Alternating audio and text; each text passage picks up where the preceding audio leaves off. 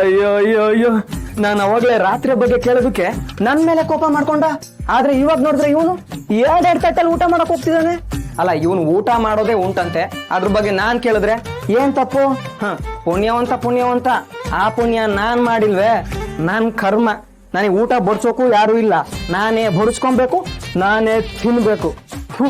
ನನ್ ಕೈ ಹಿಡಿದು ಕರ್ಕೊಂಡೋಗೋ ಕನ್ಯೆ ಅದ್ ಯಾವಾಗ ಬರ್ತಾಳೋ ಏನೋ.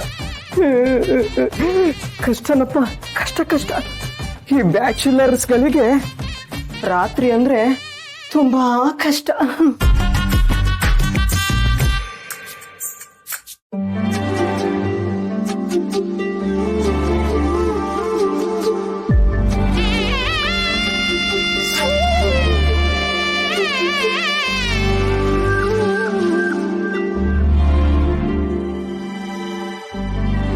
ನೀವು ಮಲ್ಕೊಳ್ಳಿ, ನಾನು ಕೆಳಗಡೆ ಮಲ್ಕೋತೀನಿ.